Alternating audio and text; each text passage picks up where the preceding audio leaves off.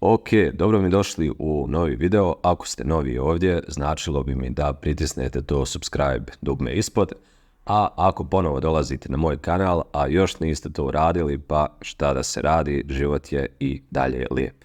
Dakle, današnja tema jeste glukoza u krvi, tačnije vidjet ćemo koje su to normalne vrijednosti, te ćemo vidjeti šta predstavlja HbA1c test, poznatiji kao tromjesečni šećer.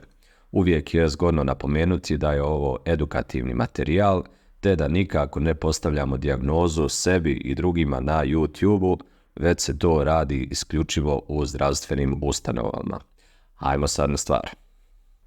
Glukoza u krvi je parametar koji treba da se kreće u svojim referentnim vrijednostima, u suprotnom se javljaju oštećenja. Dakle, kada je ona previsoka, ali i kada je glukoza preniska. Referentne vrijednosti za glukozu iznose od 3,9 do 5,6 milimola po litru, ako se glukoza mjeri na prazan stomak. Kada kažemo prazan stomak, misli se na to da osoba ne unosi ništa 8 sati prije samog mjerenja glukoze.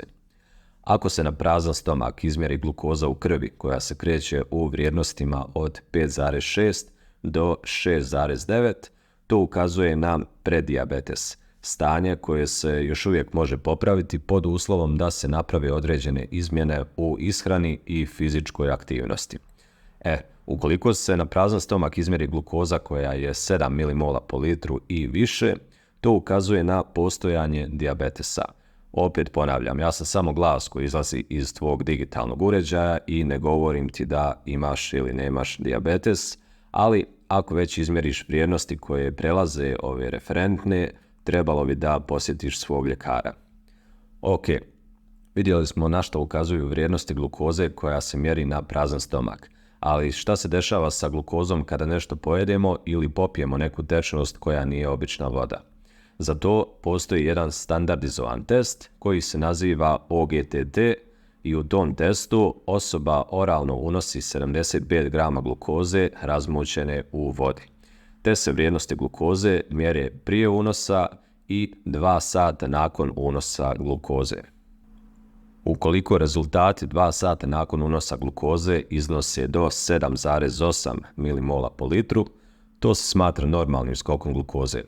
Ukoliko se 2 sata nakon unosa glukoze dobije vrijednost od 7,8 do 11,0, tada smo opet u zoni predijabetesa.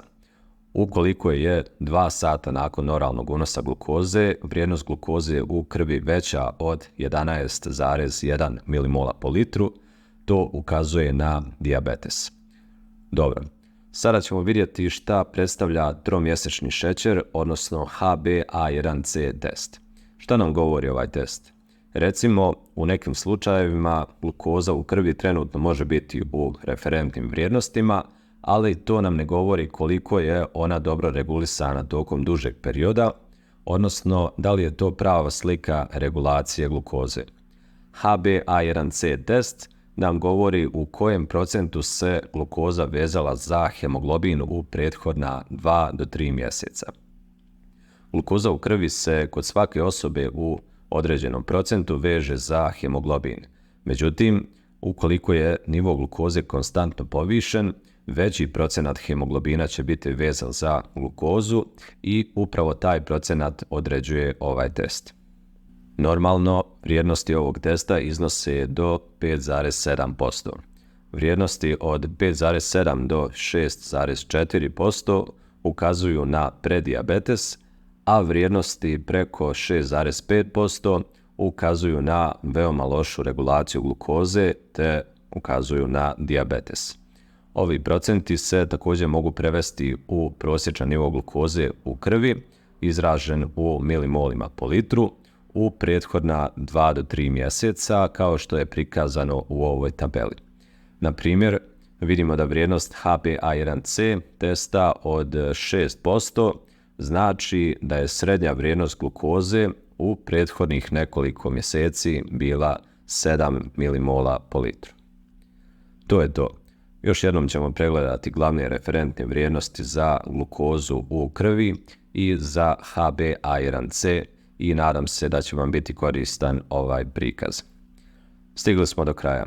Ako želiš da podržiš i budeš mini sponzor ovog projekta, to možeš učiniti na Patreon stranici, čiji ću link ostaviti dole u opisu, a ukoliko je video lajkovan, legenda si. Ukoliko se i to subscribe dugme kliknulo, svaka čast.